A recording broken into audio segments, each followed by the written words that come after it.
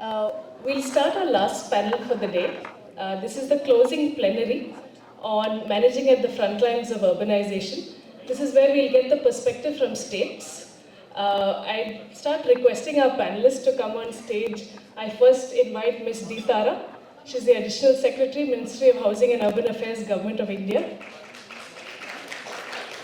I invite Ms. Mandeep Kaur. She's Commissioner Secretary, Housing and Urban Development Department, Govt of Jammu and Kashmir. Mr. Akash Dept is Principal Secretary, Bodoland Territorial Council. Ms. Sudha Ramen is Member Secretary, State Planning Commission, Government of Tamil Nadu. And Madhav Pai, who is the CEO of WRI-India. Thank you everyone for coming for the closing plenary. I'm Rajit Matthews. I'm the Director of Integrated Urban Development at WRI. I'm just going to take my seat. Where we will hear, from the states itself. And before that, we thought we must have a central government view on this, which is the reason we have Ms. Thara here, who is the Additional Secretary from Mahua. Ma'am, we look forward to your opening remarks. You run very important programs such as Amrut. We'd like to hear a few words from you, ma'am. If you could go to you. This is about urban development, no? Yes. But anything across urban development? Ma'am, what, if you'd like, maybe I can run it as a Q&A, that would also work. So, ma'am, because you run such an important urban infrastructure program such as Amrut, we'd like to understand from you what are some of the learnings from Amrut, because, handling a macro pan-India program, what have been sort of the differing challenges you've seen from the diverse geographies of India? It would be great to understand what are some of the implementation challenges you see on the ground. Then I could follow up with a question. Good evening, everybody. I think, first of all, Rajit should be complimented for getting all of us on this stage strategically. I think running Amrut, the National Water Mission, Urban Water Mission, see, what we have observed is, it's like learning by doing. It's a developing country. So when you're in a developing country, many a times, you have no luxury of planning for 10 years and executing in 5 years. Okay? And as you are executing, your challenges are doubling. Like, for example, as you are talking about 45 crores in urban area, and it will become 83 crores in another 30 years. 2063, we will be 83 crores, and that is where we are going to plateau out, according to the World Population Report. So having said that, so you are looking at a train which is running at 250 km per hour. You have to get onto that train, repair it, and ensure that it goes for another, whatever destination it has to go. So it's a very, very challenging job, not only for us as at the national level, that's the least of it because we play with papers. But I think people like Mandeep, people like Akash, and people from states, they have a bigger job to do. Because we are saying, see, I'll just give you the scale. 1,86,000 crore worth of works have been approved in the last 2.5 years from all the states. Now, that is around $32 billion. $32 billion. Now, see, sometimes even to buy a TV, we make so many things. We have the money, we have a choice to make, but we take a lot of time. Here is the situation where states have to assess the gap. There are so many engineers with various learning levels who are getting involved in formulating a project. And that project has to be vetted on the site, looked for the consultants. Some are age-old consultants, some are new ones. So there's a combination of wisdom which is coming into play to create a system which is functional. And if you ask me whether we have been successful in orchestrating this, I can say by and large, yes, 75 to 80% we have seen a grand success because what we have focused on is outcomes. So when we are focusing on outcomes, that is the water should reach the citizen, then everything falls in place before it. So that is how we have managed. That's the biggest challenge, to say that the pipeline should provide water, not laying pipelines is our whole idea. Second thing what we have seen is, see, when we are having a conversation, when you cannot start with this attitude, like, you're dealing with a teenage daughter or son, you cannot say you're wrong and then try to right them, right? So sometimes we are learning from the states, sometimes we are telling the states where they might go wrong, but this conversation is wrong. And this conversation is through a mission, through funding, through getting capacity building on the platform, and through sharing of best practices, sometimes through monitoring. So what is happening is these are the things which we do with the states, and the states are telling us what they're doing new, what they're doing. I mean, the innovations have to come from states. The people have to change in states. And national level people have to change the attitude of being, we learn the attitude of being facilitators rather than monitoring people. We are facilitators and we should know the role. We are the people who are gap fillers. See, here there are 4 people or 3 people from states. I am the only one from center. So that is our role. We have only 30% role. 70% or 80% role has to come from states. So we learn a conversation mode. So I think that is a learning for us also. Third thing, we also know that the space, it's not the funds which are a constraint in India, it is the implementation capacities. Some people think it's the funds. Paisa aa jayega to kaam ho jayega. To a certain extent, money can create demand, but the demand should be matched by capacity to observe and translate it into outcomes. When you focus on outcomes, you cannot do third-rate work. Then that becomes a compelling reason why the absorption of money will have to translate into outcomes. And therefore, we found that a lot of states initially struggled to formulate their projects in water sector, but now they're so well trained. As I told you, just to compare 2 things, it took almost 5 years to approve around 75,000 crore worth of projects last time. That is 2014 to 2018, 19 we were approving projects. Of course, whichever got approved started moving and all, we have achieved our targets. But here in Amrut 2, we took 2.5 years to approve 1,80,000 crore worth of projects. Now, approve means somebody has made it from the city, somebody has looked at it at the state, they've approved it technically on the state and it's coming to the center and they go back. And today, I can easily say 80,000 crore worth of works are grounded and started. And another 20,000 crores we are looking at grounding and starting by October. And by next March, we will be looking at 1,30,000 crore or 25,000 crore worth of works going on. So this is the kind of scale. So first we learn, then we do. And the challenge is also an opportunity. So each of us, both national and states, are learning. Thank you so much. Thank you very much, ma'am. Just one follow-up question also to you. In terms of urban infrastructure provision, how have you been incorporating sustainability, resilience, and circular economy in the work that goes on? See, these are nice words and fancy words. Whenever you put these words into any mission, everybody would love to hear that. One is, what is that? Sustainability, circularity, and resilience, circular economy. Because we know you're doing some work in that one, so we. Yeah, I think. See, one thing is there. Circularity is central to water security. So Amrut 2 mission is about water security. Amrut 1 was water infrastructure. Whereas Amrut 2 we are looking at water security. So we are asking the first question, STPs which you are creating, where is that water going? What is the quality of water? How are you going to reuse? Even for agriculture. In India, nothing gets wasted. Whether you treat the water or not, it gets used in agriculture. Are we all okay with that? We all know that, right? कहीं भी पानी जा रहा है तो कहीं तो use हो रहा है. So, but how do you give a governed reuse? So we are looking and focusing on recycle angle for the cities and asking the questions. So we have mandated 20% reuse as a mandate for all users, and 40% of industrial use has to come from recycled water as a mandate under Amrut 2. We are working towards that at the state level. Circularity is about that reuse of water. Then we are also looking at sustainability. Now, sustainability, there are 2 things. The most important thing is source sustainability. Now, how do you bring in source sustainability? There are 2 ways to do that. One is you inventorize your water bodies and start looking at them and rejuvenate them. And another thing is you look at the groundwater, how groundwater is playing out. So we are doing both strategies. One is we are rejuvenating water bodies, and we are also looking at groundwater, and we are also looking at non-revenue water, this so-called non-revenue water, which is not accounted for. But if it is leakage, then it's worrisome. But if it is consumed by people, then it's not worrisome. It's only a matter of getting, anyway we don't get much money paid by everybody, so I think that's something which we have to look at. So we're looking at all these angles: rejuvenation, shallow aquifer management strategies, and also look at conservation of water sources, including rivers. The third thing you talked about is resilience.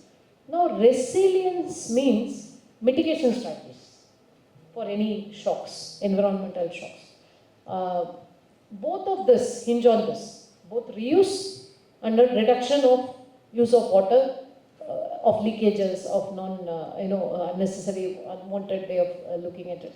So these two strategies lead to resilience. What we are doing is also that we are getting startups into the ecosystem. There are 105 startups working with 67 cities, and the count will go on. And we support them with 20 lakhs funding to start and work on some specific projects with the city. Another is women self-help groups have been Amrut Mitra groups. So the quality angle in terms of water supply and park management, WTP management, fecal sludge treatment plant management, these are now being given to women groups, self-help groups. And happy to say that this involvement of women, where the competition is among the women self-help groups to get the work and do. 10 lakhs worth of work is given and 75,000 is given as implementation fee, and 10 lakh worth may whatever labor component they want to take and put up and work. Many of them have succeeded because many big contractors or small contractors, they don't be sincerely involved in certain soft works like maintenance of parks, maintenance of FSTPs and all. These are sometimes it looks like a very mechanical small works. Here is where the women are filling in the gaps, the women self-help groups, and that is also bringing in a lot of awareness and implementation capability. Thank you so much. Thank you very much, ma'am. I wish we could have done one round on women in administrative services because we have so many women here. But I will go to Ms. Mandeep. No, just as a perspective, ma'am, not to create a gender divide, but yeah, no, just if there's a difference. Right. No, but thank you very much for that, ma'am. You've set sort of the policy context from the central view, some of the, the money allocations that go out as well. I'll come to Mandeep, ma'am, now from Jammu and Kashmir. Just to understand, ma'am, from the ground, one is you have unique challenges. There are central schemes that have certain allocations. But what are the kind of strategies, plans, and projects that you've taken up to manage your urbanization challenges?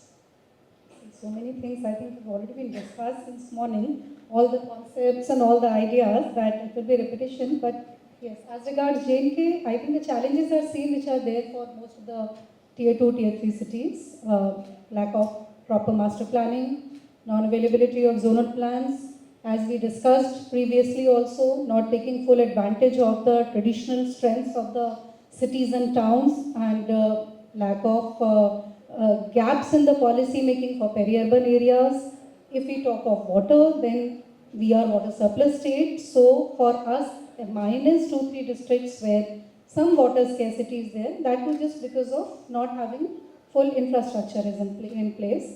So having the problem of having a gap of used water policy and not levying proper user charges for utilization of water.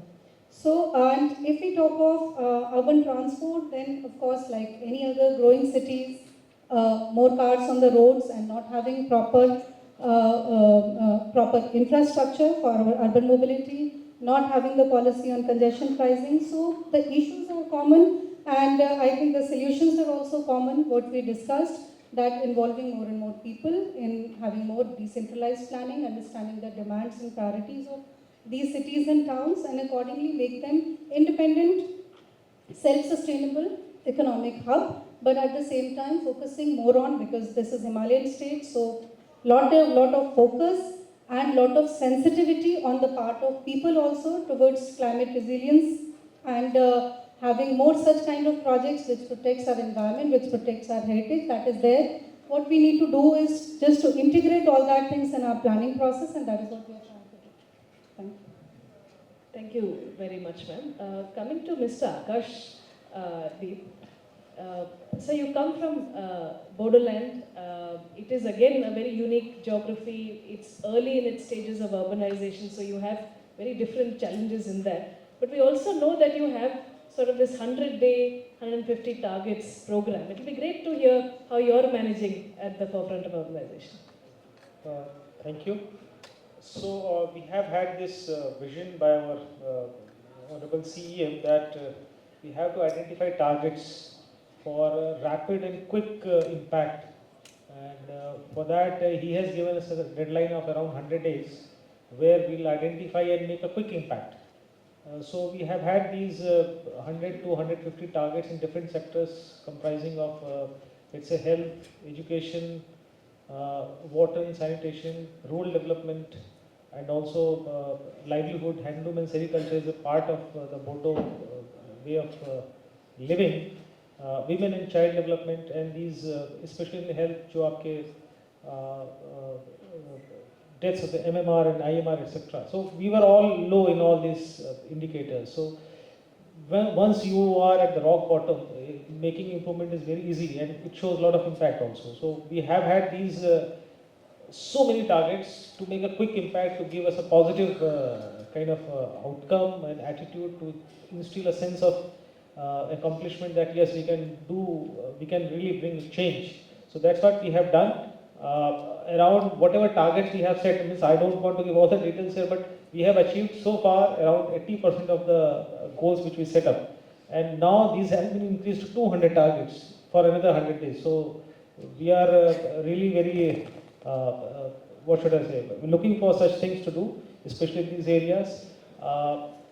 Regarding, I would also like to say some of the challenges, because there is one thing which we are facing. Urbanization, as I told, the real challenge is, one thing which I have already mentioned is the ecological and this resource management and the disturbance which we are getting in our area, because we are forest, our forest cover is very high. So this development should not result in the loss of these things.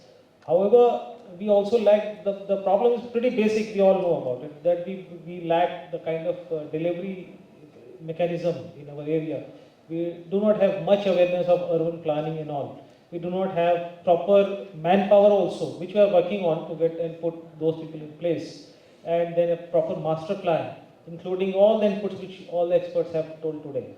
So we would like to have these kind of things in place, and so that we can really push forward and implement those things in our area.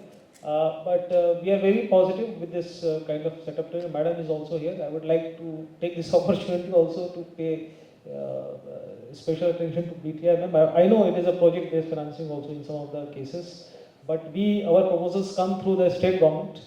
However, a kind of, if a special component may be asked from the ministry that what are you doing for BTR would be helping us. Maybe you must be doing it, but still the kind of request, so that it helps us, because lot many activities are coming up. Bhutan, as mentioned, Gelefu, a big town, big city is being developed as a Bhutan, and it is right at the edge of the Kokrajhar or the BTR, and this is all the way, it goes to Bangladesh side, it comes to Assam, it goes to West Bengal. So that tri-junction is going to be, I think, the new hot route, or the hot spot, I'll say. So these things will have an impact on the environment. So this is the challenge which we are going to face. So we have this in our mind. Hopefully the kind of master plan, the kind of thing which will address these issues. Thank you.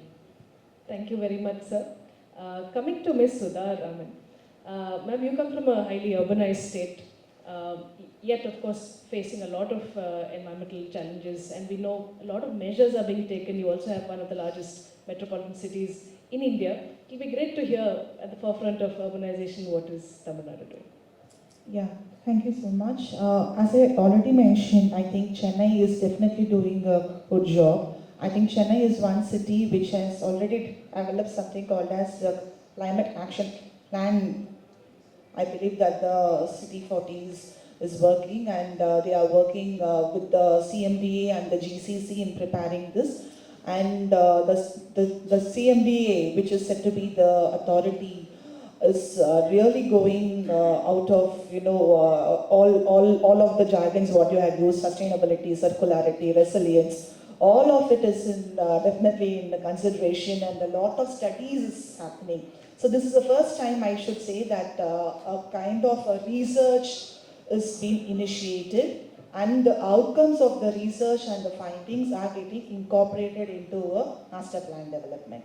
So it's not happening this with, just only with the stakeholder consultation or with historical information that we have learned and experienced or documented.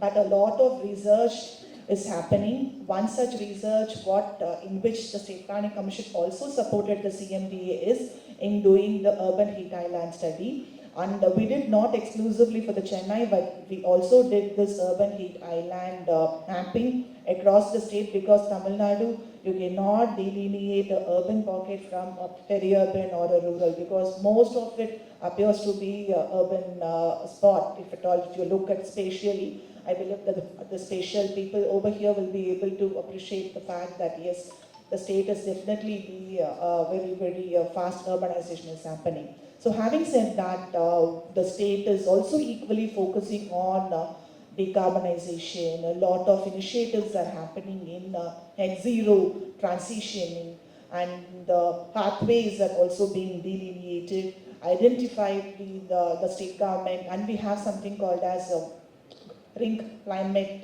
Company has been established, which is exclusively working with the urban bodies and different other nodal departments in doing this, in taking forward the sustainability initiative.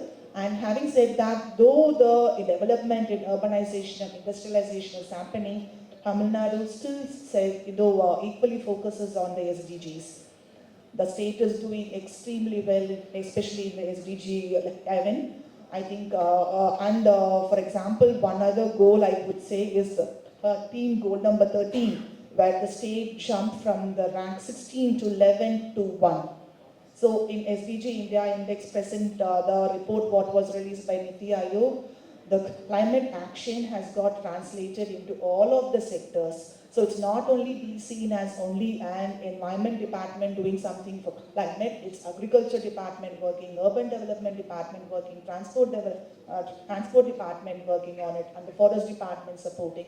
All the departments are having an exclusive action plan which is converging into SDGs and also into the net zero targets for the state. Having said that, at the State Planning Commission, recently we are working with the top institutions across the country, with GSI, with NIDM, with IITM, and all other institutions of disasters, known for disasters, in mapping the multi-hazard mapping, means disaster vulnerability mapping across the state. We have initiated with the Western Ghats. Though Western Ghats is, as Sir was mentioning, we also have a very, very eco-sensitive zone, one of the hotspots in the world, which is the Western Ghats. And with the learnings what had come from Ayanad landslide, the state is taking a lot of action in terms of disaster preparedness and a lot of research. So we are not looking into disaster as only one particular vertical of landslide, because landslide could come because of seismic effect, because of cloudburst, because of change in the climatological factors, or what other things is also coming into it. So this is the first time I think a state has taken up an initiative in the whole of the country in doing multi-hazard vulnerability mapping exercises being done, and we are working, and we also onboarded WRI-India in supporting the state in having this plan worked out, and SDMA is also working very closely in also having the disaster risk reduction framework and long way forward. I think so many takeaways. I think I might not be able to list out all the initiatives, but I just tried my level best to list few. Thank you. Thank you very much. And I mean, we've definitely been looking at Tamil Nadu in terms of the number of initiatives in this space. Thank you for that. And to the data question that you answered, Madhav, coming to you, one is, how can we look at data supporting cities in, defining their problems better? And once that is defined, how do we then finance that whole infrastructure gap in terms of bridge financing? Well, I think first on the data question, I think, and you also mentioned the engaging people. I think, when we were supporting the Mumbai Climate Action Plan, one of the things is we did this heat map, and we were able to really show this 5 to 6 degree differential temperature across the city, right? Like this, the more low-income settlements were 5 to 6 degrees hotter, then neighboring settlements which had some tree cover, and consistently wherever we built a metro, the metro corridor was built and road widening happened. Basically in 5 years the temperature differential was 6 to 8 degrees. Once we were able to show these visuals, I think, and then it was very easy to actually, immediately everybody was talking about solving this problem of heat. So I think this just the power of doing the, I think remember when we went in the Bodoland thing, we did a 3D model for just the whole region, and that really allows them the ability to understand. I mean, one of the big challenges they're facing is the highway gets washed away almost every year, and once you look at this sort of 3D like the topographic map, then the conversation of how you would want to align the highway, etc., becomes much more easier to have. And I think how today one of the things I think is because geospatial data and is fairly easily available and usable. I think this kind of tools we can easily sort of create and be able to use at a large scale that can help a lot of these kind of conversations that you're trying to. The other thing is, other thing also that has been quite exciting to do, and again in the Mumbai context, again, which is like a sort of one end of the spectrum, but Mumbai, if you see, flooding is a big issue, and so the current stormwater system is built for about 110 mm of rain days. Another 100 mm of rain they manage through doing early warning, saying, stay at home, don't. So, but now we are getting at least, 7-8 days that goes beyond 200 mm. So there is an acceptance that we need to do some nature-based solutions to manage these kind of days. So then when we did the climate budgeting exercise, we saw that the garden department got 1% of the budget and stormwater department got 99%. So then which is about 3,000 crores. So then they started the conversation of how to move to a 30-70 budgeting, and so now they made the garden department, the greening department, starting to do aquifer mapping. So I think this sort of process of using this data to slowly sort of do incrementally advance some of these conversations. And I think there are some lessons from that we could happily share. And I think, really I think there is ways in which we can help with, I think really using the visual information to really engage conversations, engage stakeholders, engage decision makers. I think that's something that can definitely be done. Of course, on the financing side, I think, I think 1,86,000 crores is such a, I think how do we really, also think about using some of this to generate economic value for cities is a conversation that can be thought of, I think, and I think that's, again, it's very hard when you're talking about service provision, but I think given that we are in a resource constrained economy, it might be an interesting way to see how that conversation could be structured. Thank you, Madhav. Maybe a closing question to Thara ma'am. In terms of our urbanization, while we have, like say, the big 5 metros, big 50 cities, 500 towns, but there's a long tail of urbanization as well. And there are towns, like if I resonate with Mr. Akash, a lot of the towns in BTR are unable to access money from, say, Amrut. What could be a possible scale-up of Amrut to, say, 4,000 statutory towns? I think we've already scaled up. Amrut 2 is for all the 4,900 cities. So far, 3,300 cities have accessed Amrut projects. So it's incumbent upon the state governments to select the projects. Everybody will have a long list.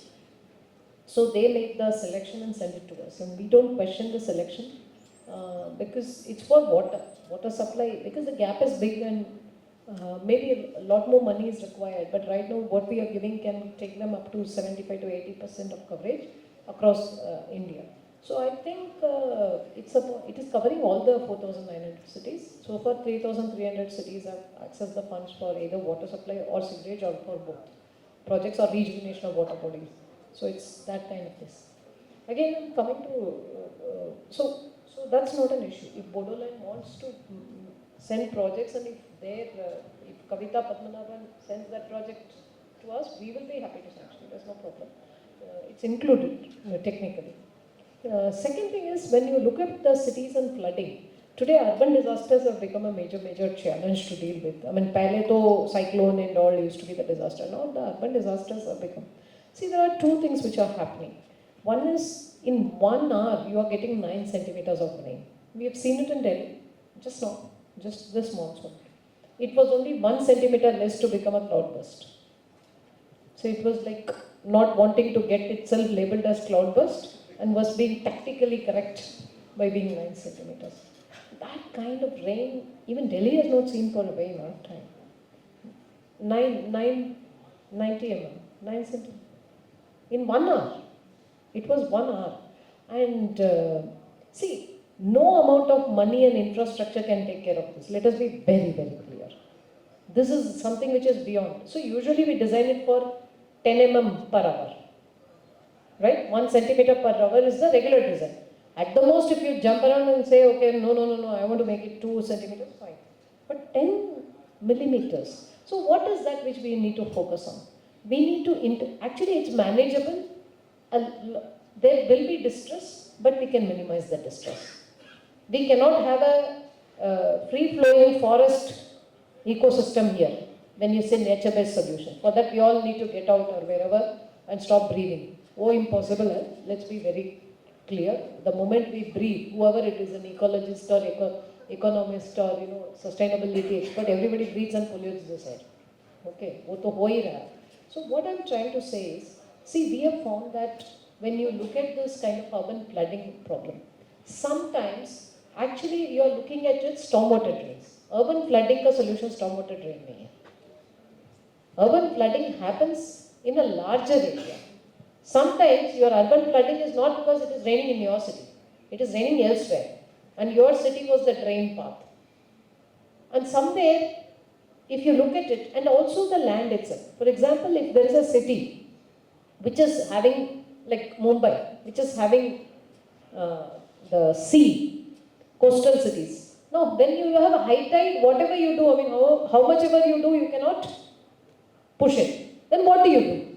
You can increase the holding capacity of the drains going into the sea, right? Or, that is one strategy. Another strategy is, in fact, Germany has done it very effectively. We just lower all our green areas by 2-3 feet. So the green areas hold water for a longer time. All our green areas. Today what happens when we create green areas, we want to see the green areas at eye level or higher than eye level. So all of us create mounds. Actually, Germans have done it, spawn cities. They have just lowered all their green areas. So the green areas become small, shallow tanks during heavy rainfall and it holds water. So wherever there are coastal cities or other cities also, how much area you will dedicate to hold the water? Percolation is another story. Percolation happens when the water is held for a little while. So can we hold the water? We can, right? It's a simple solution. But somehow we have to sensitize our cities to take that. Instead of thinking urban flooding. If you really lower your green areas, then a lot more things. Stormwater drainages cannot take away all the water which comes. That's the first thing. Second thing is when you look at a city is sitting in a context. You have to see the context. Where is the dam? So sometimes you have to empty your river basins.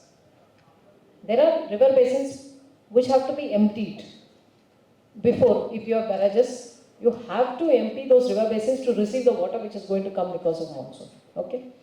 Third, we need to look at areas which are lower than the riverbed level and then put in pumps. There cannot be any other solution. You cannot raise earths beyond a point. It has to be that way. And that is a distress area. So during monsoon, you have to put in systems to sustain those families, those lives. India is not rich that we can have everybody in, And fourth thing is, the aquifers. Aquifers is seen as only rainwater harvesting should be done. No, it has to be emptied out.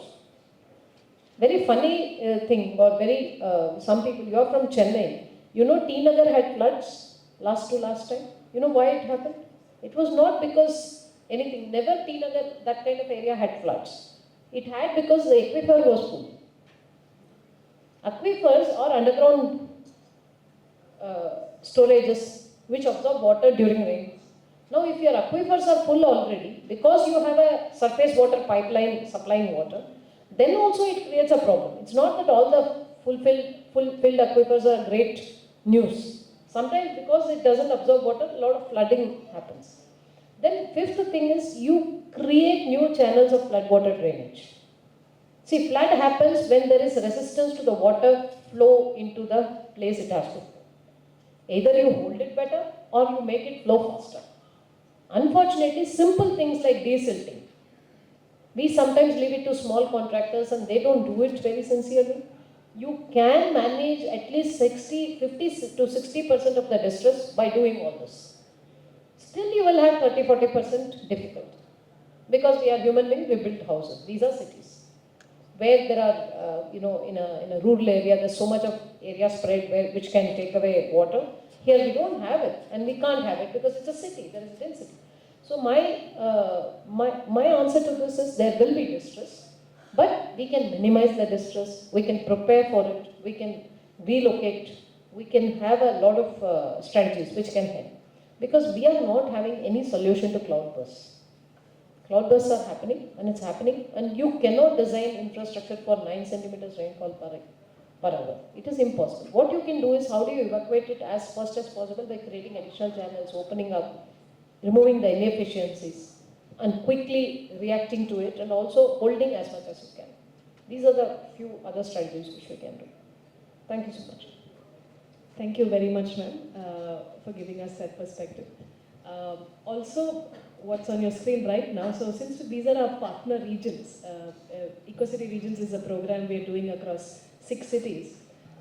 We are now launching a microsite and a forum so that there's conversation between our cities, there's peer learning. We do fellowships in some cities, like in Jalandhar, we had a fellowship program over there. So we do a number of activities related to eco-city regions. Eco-city really meaning ecological cities are economic cities. So we look at both the ecological aspects as well as the economic aspects of this. But if we could we would like to do a small launch of this website that we are creating. Could we start this video, please?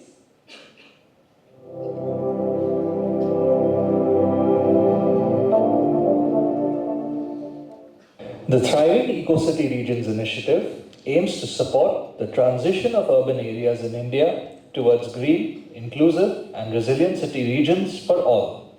To disseminate the nature of work we do across our 6 city regions, including Delhi, Punjab, Uttar Pradesh, Jammu and Kashmir, Bodoland and Tamil Nadu, we are pleased to launch the digital interface for this initiative at large. This involves the launch of a website dedicated towards sharing the journey of our partner members in driving the Eco-City Regions agenda forward. Also, to foster collaboration with like-minded change makers, we are launching the Eco-City Regions Forum. This forum will facilitate collaboration, peer-to-peer learning, inclusive policy dialogue, and immersive learning experiences, bringing together officials, civil society, and experts to address local challenges and explore innovative solutions. The forum brings together all our 6 city region partner members, and we further look forward to connecting and engaging with more stakeholders to support our partner members in achieving desirable outcomes. Together, let's usher in a new chapter in India's urbanization journey, and let us build thriving eco-city regions together. Thank you. Ma'am, we'd request if we could take like a picture, like a photo, and I'd request the team from EcoCity Regions to please join us as well. We are working across 6 city regions. This is just for the website launch, we take a photo. Please come on stage, guys. We take a photo and then conclude. Yeah.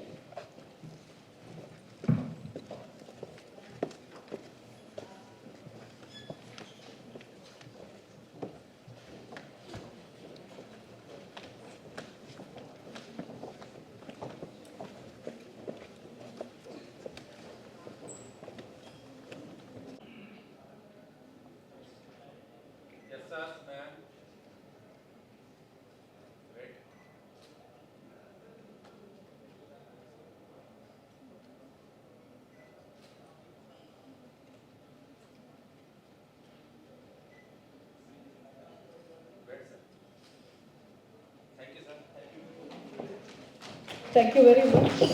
And a special thank you to all of you for coming to this session.